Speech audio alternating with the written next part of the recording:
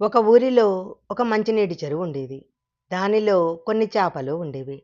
వాటిలో 3 చేపలు చాలా స్నేహంగా ఉండేవి.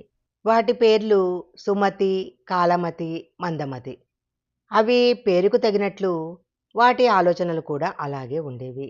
ఈ చేపలు చెరువులో ఈదుకుంటూ హాయిగా కాలం గడిపేవి. సుమతి ముందు చూపుతో రాబోయే ఆపద నుండి కాపాడుకోవాలి అనుకునేది. కాలమతి ఏదైనా ఆపద వచ్చినప్పుడు ఆలోచించేది. మందమతి పేరుకు తగినట్లే ఏమీ ఆలోచించకుండా కాలం గడిపేది. ఇలా ఉండగా ఒక వేసవి కాలంలో ఎండలు బాగా ఎక్కువయ్యాయి. ఎండల తీవ్రతకు చెరువులోని నీరు మొత్తం ఆవిరైపోతున్నది. రాబోయే పరిస్థితులను ముందుగా పసిగట్టిన సుమతి తన మిత్రులైన కాలమతి, మందమతి దగ్గరకు వెళ్ళి, ఈసారి ఎండలు చాలా ఎక్కువగా ఉన్నాయి. ఈ ఎండలకు చెరువులోని నీరు మొత్తం తగ్గిపోయే ప్రమాదం ఉంది.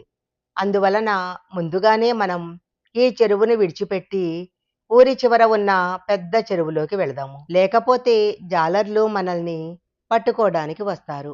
వారికి మనము సులభంగా దొరికే అవకాశం ఉంది అని చెప్పింది సుమతి. సుమతి మాటలకు కాలమతి, మందమతి చాలా హేళనగా నవ్వారు. అప్పుడు సుమతి వాటి కర్మకు వాటిని వదిలేసి పెద్ద చెరువులోకి వెళ్ళిపోయింది. సుమతి ముందుగా ఊహించినట్లే చెరువులోని నీరు మొత్తం ఎండల తాకిడికి తగ్గిపోయాయి. కొన్ని నీళ్లు ఉండగానే జాలర్లు అక్కడికి వచ్చి చేపలు పట్టటానికి చెరువులోకి వల విసిరారు. ఆ వలలో కాలమతి, మందమతి చిక్కిపోయాయి. కాలమతి రాబోయే ప్రమాదాన్ని పసిగట్టి చచ్చినట్లు కదలకుండా ఉండిపోయింది. జాలరి కాలమతిని చూసి, ఈ చచ్చిపోయిన చేప నాకెందుకు అని చెరువులోకి విసిరేశాడు. బ్రతుకు జీవుడా అని కాలమతి అక్కడి నుంచి పారిపోయింది.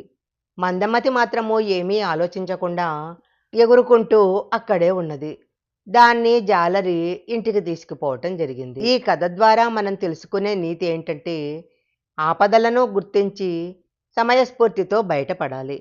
అందుకే ముందుగా ఏం జరుగుతుందో ఆలోచించి ప్రమాదాల నుంచి కాపాడుకోవాలి.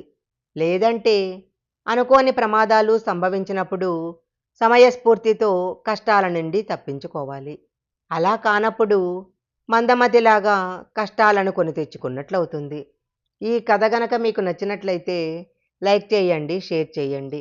ఇలాంటి మరిన్ని కథల కోసం మా ఛానల్ సబ్స్క్రైబ్ చేసుకోండి. పక్కనే ఉన్న బెల్ ఐకాన్ని యాక్టివేషన్ చేసుకుంటే మేము పెట్టే వీడియోలన్నీ కూడా మీకు ముందుగానే నోటిఫికేషన్గా వస్తాయి. మరొక మంచి వీడియోతో మళ్ళీ కలుసుకుందాం.